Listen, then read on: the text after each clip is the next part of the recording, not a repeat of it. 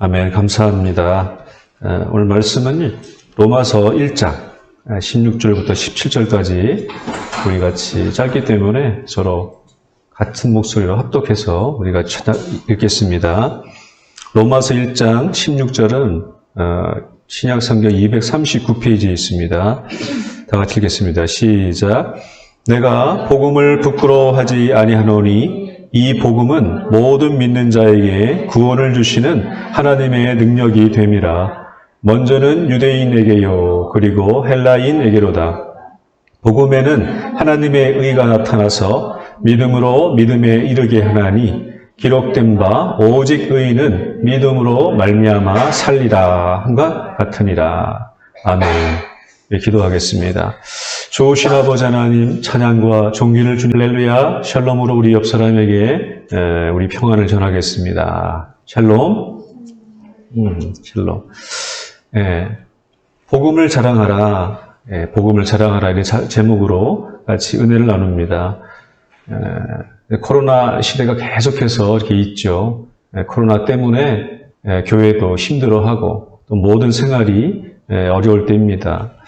코로나 때문에 교회 사람들을 멀리하는 그러한 경향도 있고, 이런 것들은 교회가 좀 방역하는데 협조적이 못했기 때문에 받는 일시적인 그러한 핍박인 것이죠.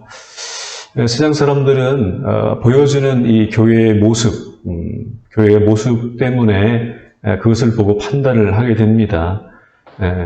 그것이 언론에 비춰질 때 좋은 모습으로 비춰주면 좋겠지만 이 좋지 않는 모습들을 또 비춰주기 때문에 거기에 대해서 받는 우리가 실망감이 있는 것이죠. 그러나 그것이 모든 교회가 다 그렇지 않다는 것을 우리가 알기 때문에 그런 것에 너무 실망하지 마시고 우리가 하고 있는 우리가 또 신앙의 모습을 그대로 견지해 가는 모습이 필요할 것 같습니다. 코로나 때문에 많은 사람들이 점점 이제 지쳐가고 있죠. 이런 상황에서 교회가 어떻게 해야 될까? 교회는 어떠한 모습을 세상에 보여줘야 될까? 또 대면 예배를 드리지 못하고 비대면으로 예배를 권고하기 때문에 그 안에서 우리가 하나님에 대한 예배, 하나님에 대한 그런 신앙생활이 참 영성이 중요할 때라고 생각합니다. 자칫 잘못하면 이러한 영성을 우리가 잃어버릴 수도 있을 것 같습니다. 6개월, 7개월, 또 1년 이렇게 장기화되면서 예배에 대한 패턴을 잃어버리고 하나님께 드려지는 이 예배에 대한 이런 소중함, 또한 모여서 드리는 것에 있어서 교회 공동체라는 것에서의 이 대면 예배, 이런 것들이 그 어떤 위치를 잃어버리지 않을까 걱정이 되기도 합니다. 그런데 반면에 그럴 때이기 때문에 우리가 정말 우리 자신의 신앙의 본 모습이 지금 나오는 것이죠. 메이저리그 야구를 하기 전에도 본 경기를 하기 전에 한 4개월 동안 본 경기를 하는데 그 이전에 한 달 동안 시범 경기를 하지 않습니까? 이제 겨울 동안 선수들이 몸을 이제 만들고 경기 시작하기 전에, 본 경기 시작하기 전에 그것을 훈련하면서 훈련하는 그 기간이 분명히 있는 것이죠. 그럴 때 자기의 실력들을 키우는 겁니다. 지금 코로나 이 시대에 하나님께 나오지 못하고 공동체 예배를 드리지 못하는 혼자만의 이런 시간, 이런 어떻게 보면 고독하고 힘들고 외롭지만 이 시간 속에서 정말 나의 이런 진짜의 신앙의 모습을 발견할 때인 것 같습니다. 어쩌면 하나님께서 이것을 우리에게 주셨던 것일 수도 있어요. 내 자신을 발견하라. 너의 모습을 한번 확인해 보아라.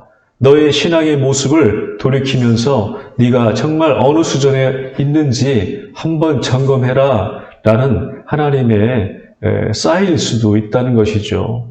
그러므로 너무나 힘들어하지 마시고 너무나 이것에 염려하지 마시고 하나님이 주신 나의 하나님과의 이런 독대의 시간이구나 라고 생각하시면서 이것을 읽어가시기 바랍니다. 우리 셋째가 갓 태어나서 황달이 너무 심해가지고 병원에 입원했죠. 한 달도 안 된 갓난아기가 인큐베이터에 들어가서 정확하게 한 달 정도 됐던 것 같아요. 한 달간 그 안에 들어가서 이렇게 있는 모습을 보았을 때, 왜 들어갔습니까? 아프기 때문에 그렇죠. 그것을 치료해야 되는 것이죠. 지금 이 코로나 시대, 이 시대가 바로 우리 신앙인들에게 있어서는 인큐베이터에 들어가 있는 우리 막내 같은, 여러분의 자녀 같은 이런 시대인 것이죠. 하나님께서 이 시대에게 우리 가운데 요구하시는 것이 있습니다. 우리의 믿음의 정체성, 이런 것들을 가지려고 정말 이 복음에 대해서 확실하게 무엇인지에 대해서 우리가 새기고 이것에 대해서 한번 하나님께 점검하는 시간을 갖게 해 주기 위해서 하나님이 우리에게 주신 제일 좋은 기회라고 생각합니다. 그리스도인들은 우리는 정체성이 있죠. 그리스도인이라는 정체성, 이건 복음에 대한 정체성, 이것이 우리 가운데 필요합니다. 복음이 무엇인가, 복음은 어떤 것인가에 대해서 우리 한 번 더 생각해 보아야 되겠습니다. 첫째, 복음은 무엇이냐면 바로 그리스도의 은혜인 것이죠. 복음은 예수 그리스도의 은혜를 말합니다. 로마서 1장 2절에 보면은 이 복음은 그의 아들에 관하여 성경에 미리 약속하신 것이라. 복음은 무엇입니까? 4대 복음서도 누가, 마태, 마가, 요한복음이 있듯이 이 복음서에 중심되는 것은 바로 예수 그리스도에 관련된 것이죠. 예수 그리스도와 관련되지 않는 것은 모두 다 복음이 아닌 것이죠. 사도 바울은 로마서를 기록했는데 많은 장을 할애하면서 말하려고 했던 메시지가 바로 예수 그리스도에 관한 것이죠. 예수 그리스도의 은혜에 대해서 그 하나님의 아들이 십자가에 달려 돌아가심으로 저와 여러분의 모든 죄를 위해서 십자가에서 죽었다는 이 은혜의 복음을 전하기 위해서 이것을 기록한 것이죠. 하나님의 사람들, 하나님의 그리스도인들은 이렇게 구원받은 자들입니다.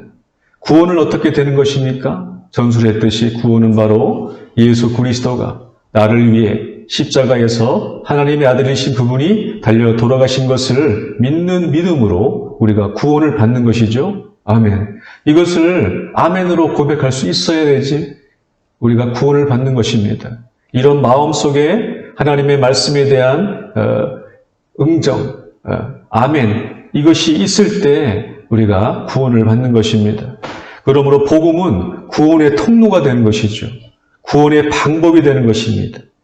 복음을 알지 못하는 사람들은 영적으로 다 죽어 있는 것이죠. 우리가 어떻게 하나님을 알게 되었습니까? 우리가 어떻게 하나님의 자녀가 되었습니까? 바로 이 복음을 통해서, 그리스도의 은혜의 복음을 통해서 우리가 구원을 받고 하나님의 자녀가 된 것 아니겠습니까? 다른 방법은 없는 것이죠. 다른 통로가 없는 것이죠. 다른 길은 없는 것입니다. 오로지 예수 그리스도의 은혜를 통해서 내가 하나님의 구원을 받은 것입니다. 이 증거가, 이 고백이 우리에게 있어야 되는 것이죠. 여러분, 한 사람 한 사람에게도 이러한 구원의 그러한 고백이 있어야 됩니다. 교회를 오래 다녔다 하더라도 이러한 구원의 증거, 이런 구원의 고백이 내 입으로 할 수 없다면 그분들은 한번 내 신앙이 정말 난 구원받은 사람인가? 라고 한번 생각해 보아야 된다는 것이죠. 구원은 하나님의 은혜인 것을 믿으시기 바랍니다. 사도 바울은 로마서를 포함한 많은 성경을 기록한 위대한 분이시죠. 이분이 복음 전도자였는데 이 복음 전도에 대한 사명을 두 가지로 요약을 할 수가 있는 것이죠. 사도행전 20장 21절에 보면 유대인과 헬라인에게 하나님께 대한 회개와 우리 주 예수 그리스도에 대한 믿음을 증언한 것이라. 이것이 사도 바울의 이 사역을 요약한 것입니다. 유대인과 헬라인 하나님께 대한 회개 그리고 주 예수 그리스도께 대한 믿음을 증언했다라는 것이죠. 이 복음은 두 가지인 것입니다. 하나님께 대한 회개와 그리스도에 대한 믿음, 회개와 믿음, 이것이 복음의 가장 핵심인 것입니다.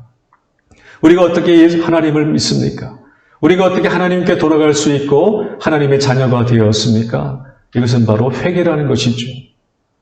하나님께 천국에 들어가기 위해서는 물과 성령으로 나지 아니하면 거듭나지 아니하면 하나님 나라에 들어갈 수가 없다고 요한복음에 기록되어 있습니다. 이것은 회개로 말미암은 것이죠. 하나님께 회개하는 것이 필요하죠. 그리고 예수 그리스도께서 나를 위해 죽으셨다는 그런 믿음을 갖는 것, 이것이 바로 두 가지, 회개와 믿음, 이것이 크리스천에게 있어서 가장 중요한 복음의 핵심이라는 것이죠. 이 두 가지를 잃어버리면 안 됩니다. 이 두 가지의 증거가 나한테 있어야 됩니다. 우리가 예수 그리스도의 증인이라고 하는 것은 바로 이 두 가지를 우리 마음속에 가지고 내 신앙생활 경험을 통해서 이것을 드러내는 것이 바로 우리의 신앙생활인 것이죠. 회개와 믿음, 이 두 가지를 꼭 기억하시기 바랍니다. 어떤 자유주의 신학자는 이렇게 말하고 있습니다. 어떻게 구원받은 것을 내가 알 수 있습니까? 내가 어떻게 구원받은 자인지를 알 수 있을까요? 라고 이렇게 얘기하는 것을 보았는데 그분의 답은 무엇이냐면 크리스찬이 변화된 삶을 모습을 가진 자가 구원을 받았다라고 설명을 하더라고요. 네, 그 말을 들으면서 어느 일면에는 맞다. 우리가 변화되어서 그 변화된 모습을 보여주면 바로 그 사람이 구원을 받았다라고, 자신이 구원받았다라고 안다는 것이죠. 그런데 이것은 반은 맞고 반은 틀린 것이죠. 그리스도인의 삶은 그리스도인을 할지라도 변화받지 못할 수도 있죠. 변화된 삶을 살지 못할 수도 있습니다. 악한 사람이 선한 사람으로 바뀌게 되지만 그렇게 그 열매를 맺지 못할 수가 있는 것이죠. 신앙적인 삶의 열매를 보고 구원을 받았느냐 받지 않았느냐 판단되면 상당히 위험한 것입니다. 우리 구원은 예수 그리스도를 믿는 믿음으로 시작되었다는 것을 우리는 기억해야 됩니다. 시작점이 있다는 것이죠. 탄생한 점이 분명히 있다는 것입니다. 그것은 바로 우리의 신앙 고백인 것이죠. 예수님이 나를 위해 십자가에 달려 죽으셨다는 사도 바울의 이 고백을 따라서 했을 때 우리 가운데 구원이 시작된다는 것이죠. 구원은 변화된 모습은 하나의 결과일 뿐이죠. 그런데 우리 가운데 이런 고백들이 시작된다는 것입니다. 복음은 그리스도의 은혜입니다. 구원은 우리가 아무것도 할 수 없다는 것을 말해주는 것이죠. 하나님 예수 그리스도의 은혜 때문이다. 예수님의 은혜 때문에 내가 이만큼 살았다. 예수님의 은혜 때문에 구원받았다. 예수님의 이름으로 내가 치유받았기 때문에 이러한 고백이 우리 가운데 있어야 된다는 것이죠. 그러므로 구원은 나와 전혀 상관이 없는 것입니다. 구원은 나와 아무런 관계가 없는 것입니다. 나의 상태에 대해서, 나의 가지고 있는 어떤 위치의 신분에 대해서 대학생이나 고등학생이나 그러한 것의 신분의 차이가 없이 누구나 다 예수 그리스도의 은혜로 인하여서 우리가 구원받았다는 사실, 이것이 바로 그리스도의 은혜라는 것이죠. 그러므로 우리가 자랑할 것이 없지 않습니까? 우린 나를 자랑할 수가 없습니다. 내가 이것을 가졌고 저것을 가졌고 이만큼 가졌고 저 사람보다 더 많이 가졌고 내가 이렇게 착하고 선하고 했기 때문에 내가 구원받았고 이런 말을 할 수가 없다는 것이죠. 하나님의 구원은 우리에게 있지 않다는 사실입니다. 하나님의 구원, 우리의 구원은 일방적인 하나님의 계획과 하나님의 은혜로 인하여 되었다는 사실인 것이죠. 우리는 순간순간 착각할 때가 너무나 많습니다. 어떠한 이성적인 사람은요, 자기의 이성을 가지고 구원을 받을 수 있다고 생각합니다. 그렇지만 그것은 오해이고 착각인 것이죠. 어떤 사람은 자기의 열정적인 그러한 헌신 때문에 일을 잘하고 기질적으로 열심히 잘하고 모은 것을 맡으면 열심히 하는 것 때문에 구원받았다고 착각을 하는 것인데 절대 그렇지 않다는 것이죠. 구원은 어디 있냐면 바로 예수 그리스도의 그 은혜, 그것을 믿음으로 받아들일 때 가능하다는 것이며 유일한 것입니다. 절대로 나에게 있지 않습니다. 구원은 내게 있는 것이 아닙니다. 구원은 그리스도의 은혜로 인해서 받는 것이죠. 제가 20살 때 하나님을 처음 믿었을 때 그때 일을 지금도 기억합니다. 하나님께서 빛으로 와주셔서 빛 되신 하나님, 제가 3일 동안 열심히 기도했는데 하나님의 말씀이 없어서 마음이 너무나 공고해 있더라고요. 그런데 골방에 들어가서 무릎을 꿇고 하나님께 이렇게 간절히 있었을 때 하나님께서 저를 찾아와 주셨어요. 그때의 모습을 지금도 기억하면서 그 하나님의 은혜에 너무나 감사를 했습니다. 구원은 내게 있지 않는다는 사실, 이것을 기억하시기 바랍니다. 두 번째, 복음은 하나님의 능력이라는 것이죠. 복음은 하나님의 능력입니다. 하나님이 주신 유일한 구원의 방법이 바로 이 복음을 통해서 이루어질 수 있다는 것이죠. 다른 구원의 방법이 없다는 사실을 기억하십시오. 이것 때문에 기독교가 종종 너무나 독선적이다, 너무 배타적이다, 다른 종교를 너무 인정하지 않는다, 다른 사람적인 방법들을 인정하지 않는다고 공격을 받곤 합니다. 그런데 이러한 복음이 하나님이 주신 유일한 구원의 방법, 하나님의 능력이라는 것을 우리가 인정하지 않고 다른 방법도 있겠구나, 다른 길도 있겠구나라고 우리가 인정하는 순간 그것이 바로 타락하고 있는 것이죠. 우리가 이렇게 기독교회가 이렇게 세워진 것도 수많은 초대교회 수많은 이런 사람들 때문에, 그렇죠? 순교하신 분들 때문에, 숙교의 피 때문에 이렇게 와 있던 것입니다. 베드로의 피, 사도 바울의 피, 요한과 그리고 수많은 이 복음을 지키려고 했던, 복음의 가장 근본적인 방법을 지키려고 했던 사람들의 피 때문에 이 교회가 지금도 세워지고 있고 이런 바탕 위에 있는 것이죠. 절대적으로 타협할 수 없는 하나의 그러한 교리가 바로 이 복음인 것이죠. 복음을 통한 복음이 유일한 하나님의 구원의 방법이다. 유일한 길이다라는 것을 우리가 절대로 타협해서는 안 되는 것입니다. 독선적이다. 참 저 기독교인들은 너무 자기 이기주의다. 왜 예수 그리스도밖에 구원이 없냐고 얘기하느냐라고 하는데 이것이 유일한 방법이거든요. 이것을 견지하시고 믿음으로 이기는 여러분 되기를 주님의 이름으로 축원합니다. 예수님이 나를 위해 십자가에서 제물이 되어 주셔서 하나님과 나 사이에 이러한 화평이 이루어졌다는 복음, 이 복음이 바로 필요한 것이죠. 하나님의 은혜로 이 복음을 듣고 믿는 것이죠. 우리는 십자가의 복음을 가지고 사는 성도들인데 때때로 이 복음을 우리는 부끄러워합니다. 이 복음을 자랑스러워하지 않습니다.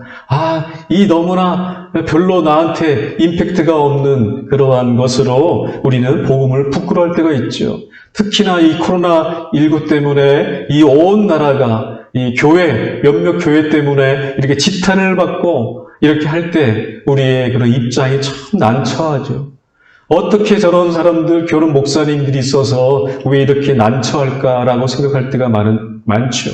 그래서 우리의 정체성을 드러내지 않습니다. 내가 교회를 다니는 사람이다라고 말하지 않습니다. 나는 예수를 믿는 사람이라고 떳떳하게 자랑스럽게 다른 사람에게 얘기하지 않습니다. 자기의 정체성을 드러내지 않는데 어떻게 다른 사람에게 예수님이 여러분의 구원이십니다라고 전도할 수가 있겠습니까? 절대 못하는 것이죠. 그렇기 때문에 우리 그리스도인들의 가장 중요한 것은 우리의 정체성을 숨기지 않는 거예요. 내가 그리스도인이라는 것을, 내가 교회에 다닌다는 것을 숨기지 않고 떳떳하게 자랑스럽게 이렇게 다른 사람에게 말할 수 있어야 됩니다. 전도하라는 것이 아니라 나의 정체성. 내가 김씨지 않습니까? 성이 김씨지 않습니까? 그러므로 내가 김대열입니다. 이렇게 다른 사람에게 얘기할 수 있는 것은 내가 우리 아버지를 자랑스러워합니다. 우리 아버지를 부끄러워하지 않습니다라는 고백입니다. 제가 이대열이 아니고 제가 정대열이 아니고 김대열이지 않습니까? 우리의 성, 이게 정체성이죠. 우린 크리스찬입니다. 하나님의 자녀입니다. 그렇기 때문에 우리의 정체성, 이 크리스찬이라는 것을 여러분 부끄러워하면 안 됩니다. 하나님이 슬퍼하시죠. 우리 하늘에 계신 아버지께서 내가 하나님을 부인할 때, 거부할 때, 자랑스러워하지 않을 때 하나님은 마음은 참 그러신 것이죠. 복음의 능력이 있습니다.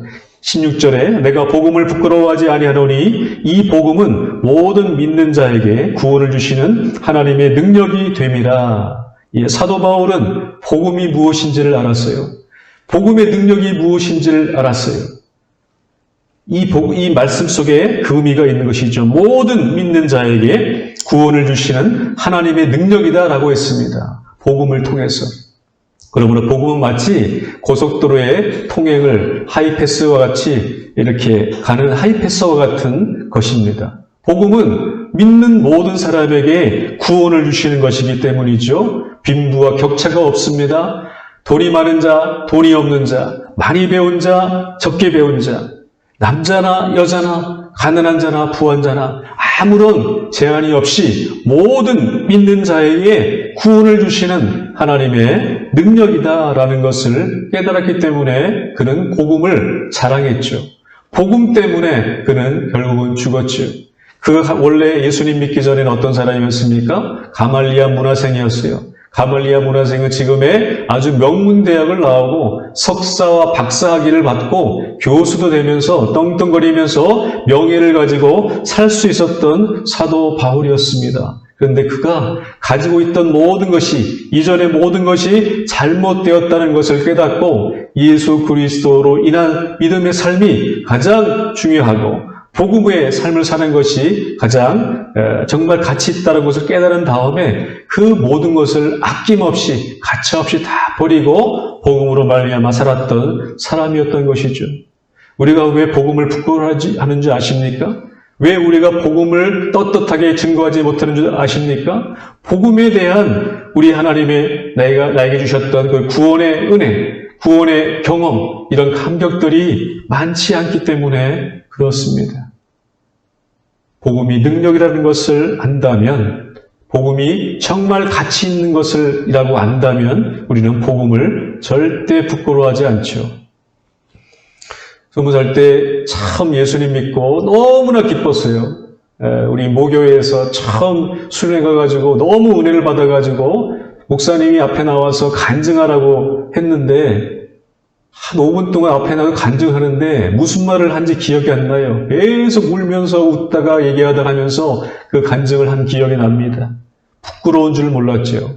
처음 그 구원의 감격을 느끼면 그것을 전하는 것에 부끄러움이 없습니다. 그래서 지하철에 가서 복음을 전하고 버스에 타면서도 탔을 때 또 복음을 전하고 옆에 앉아서 사람들에게 복음을 전하고 지금 보면 참 민폐가 꼈겠다라는 생각이 들었는데 참 그럴 때가 있었습니다.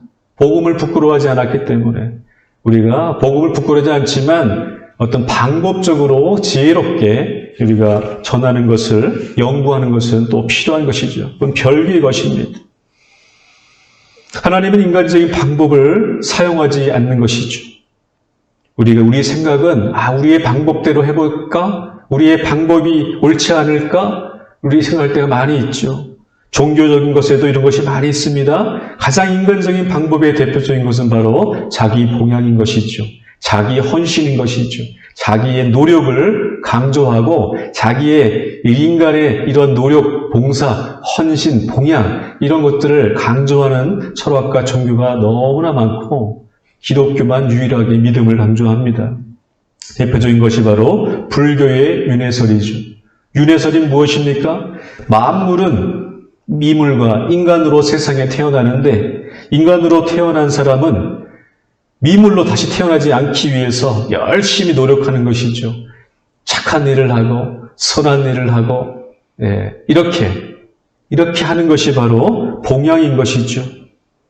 이러한 생각을 통해서 우리는 스님들은 절에서 108번 절을 하면서 108가지의 번뇌가 있기 때문에 108번 절을 하면서 또 지나친 자기의 고행을 하면서 자기 자신을 이기려고 하고 극복하려고 하고 신이 되려고 노력하는 것이 있는데 이러한 것들이 사실은 우리의 한국 사람의 모든 정신적인 것과 문화의 저변에 다 깔려 있어서 적지 않은 영향을 미치게 됩니다.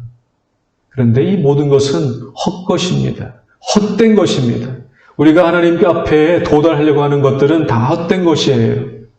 우리는 예수 그리스도의 십자가의 그 사실을 믿는 믿음으로 우리가 구원을 받았다는 것, 구원은 우리의 노력이나 우리의 헌신이나 우리의 봉양이나 열심히 기도하거나 열심히 절을 하거나 수천 번 수만 번 기도해서 이렇게 봉양해서 되는 것이 아닌 것이죠. 그러므로 그것이 복음은 바로 하나님의 능력이 있다는 것이죠. 복음을 믿는 모든 사람들은 구원을 받습니다. 이것이 하나님의 능력인 것이죠. 그러므로 우리는 복음을 부끄럽지 않고 부끄럽게 생각하지 않고 자랑스럽게 여기면서 그 복음을 전하는 하나님의 사람이 되어야 될 줄 믿습니다. 코로나19로 인해서 교회의 위기가 찾아오고 있고 우리 교회의 흥망에 귀로에 서 있다라고 생각하고 있는데 이것은 잘못된 생각입니다. 복음을 부끄러워하지 마십시오. 복음은 귀한 것이면서 또한 복음의 증거가 끊어져서는 안 됩니다.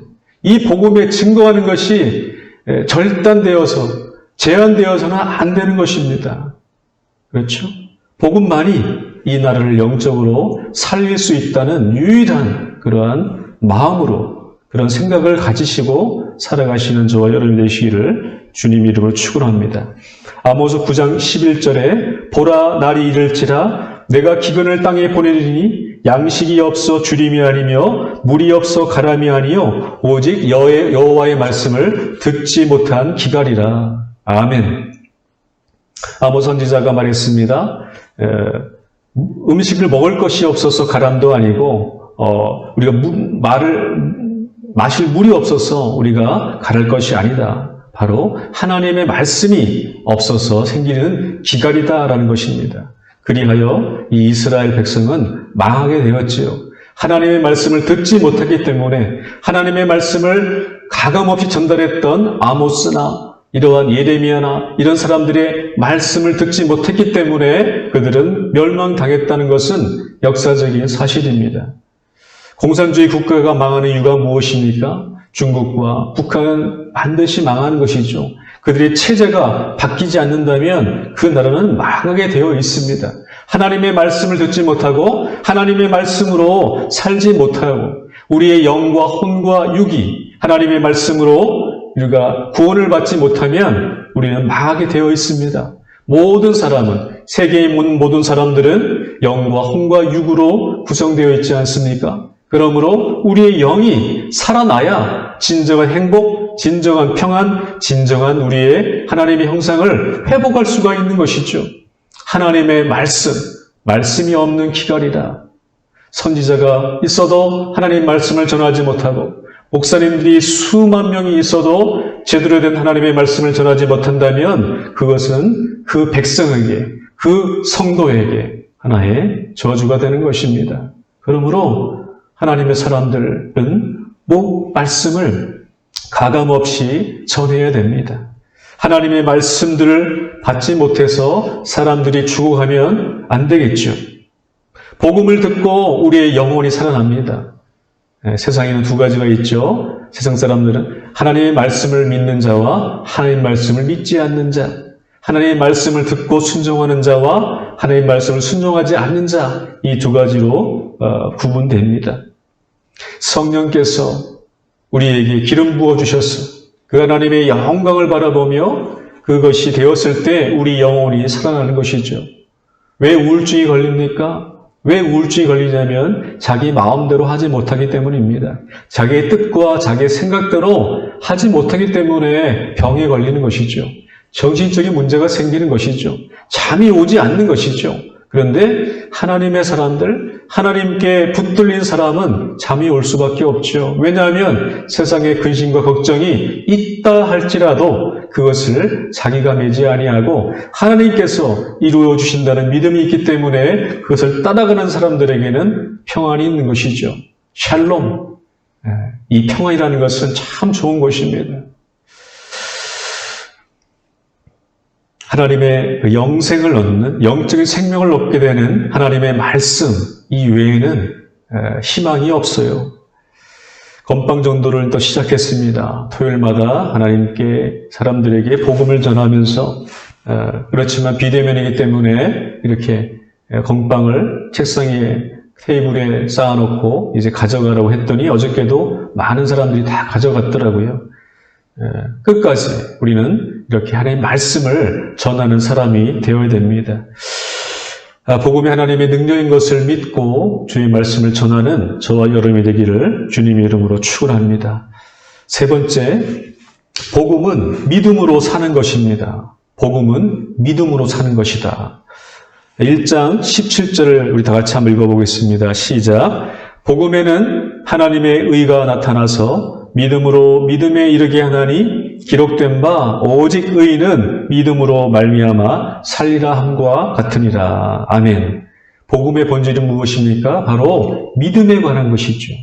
왜 사도 바울이 이렇게 믿음으로 믿음에 이르게 한다라고 말씀했겠습니까? 이것은 강조인 것이에요. 전 인생에 걸쳐서 우리 인간의 모든 삶의 전반적인 스펙트럼, 처음부터 끝까지 태어나서 죽을 때까지 이것이 바로 우리는 믿음에 관련된 것이라는 것이죠. 복음은 믿음에 관련된 기록입니다. 사도 바울의 로마서, 고린도전후서, 수많은 그가 지었던 13가지 이상의 복음서의 내용에는 하나님의 복음의 본질인 바로 믿음이다라는 것을 가르쳐주는 것이죠. 믿음은 무엇입니까? 하나님이 살아계신다는 믿음, 예수님을 믿으며 우리가 구원받고 구원받는다는 믿음, 성령의 인도하심이 우리 생활 가운데 이끌어 가신다는 믿음, 성도 간의 사랑의 교제가 참으로 중요하다는 믿음, 종말의 때에 하나님의 심판 때에 우리가 들림받고 하나님의 심판에 우리가 이렇게 상을 받는다는 그런 믿음, 복음은 이러한 믿음에 근거한 것입니다. 복음은 믿음이에요. 믿음은 바로 우리의 신앙생활을 뼈대를 이루는 가장 중요한 것입니다. 사람이 이 뼈대가 없으면 뼈대 없는 인간이잖아요. 뼈 없는 인간이잖아요. 뼈의 역할은 무엇입니까? 우리의 몸을 지탱해 주는 것이죠. 그러므로 우리의 신앙생활에 있어서 어쩌면 중요한 것은 구원의 확신도 필요하지만 이 믿음에 대한 믿음의 삶이 되게 중요한 것이에요. 우린 성도라고 불립니다. 성도는 하나님의 거룩한 백성이라는 뜻이죠. 거룩한 하나님의 자녀라는 뜻이죠. 그런데 우리는 신도입니다. 믿을 신자, 따를 무리 도자 해서 믿는 사람들인 것이죠. 믿음의 자녀라는 것입니다. 이 믿음은 복음을 통해서 얻게 되는 것이죠. 복음에는 하나님의 의가 나타나서 믿음으로 믿음에 이르게 하나니, 이 복음, 사도 바울이 전했던 복음, 또 다른 복음서를 통해서 우리는 믿음에 대해서 우리는 알게 된다는 것이죠. 우리 생활은 믿음에 의한 삶입니다. 그러므로 우리는 믿음이 무엇인지, 또 복음이 무엇인지를 우리는 계속해서 공부를 해야 돼요. 복음에는 하나님의 의가 있기 때문에 우리 복음이 무엇인지를 성경을 열심히 읽고 성경을 읽고 기도하고 하나님의 음성을 듣는 이 훈련들을 해야 됩니다. 하나님 말씀을 듣지 않는데 어떻게 믿음이 생기겠습니까? 하나님의 말씀을 읽지 않는데 우리가 어떻게 믿음의 생활을 할 수가 있습니까? 믿음은 뼈대라고 그랬어요. 우리 신앙의 뼈대를 이루기 위해서는 하나님이 무엇을 말하는지, 하나님의 뜻이 무엇인지, 하나님의 생각이 무엇인지를 알아가는 것이 필요하지 않겠습니까? 그것이 바로 성경인 것이죠. 복음은 다른 말로 성경책입니다. 성경에 있는 말씀들을 우리가 묵상하면서 우리가 하나님의 생각을 알아가는 것이 필요합니다. 믿음은 사실은 뼈대는 진리는 바로 이 성경을 통해서 하나님의 음성을 듣는 훈련을 통해서 우리는 알 수 있는 것이죠. 예수님은 단 3년 동안 이 공생의 생활을 하셨어요. 그죠?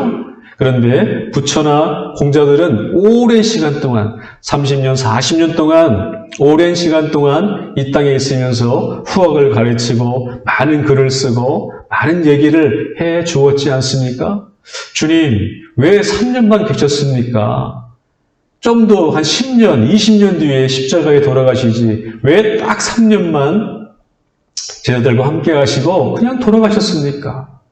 공자와 부처와 같이 오랜 동안 계시면서 좋은 글도 많이 남기시고 좋은 책도 많이 쓰시고 좋은 말씀을 더 기록했으면 좋았을 텐데 왜 3년 동안만 계셨습니까?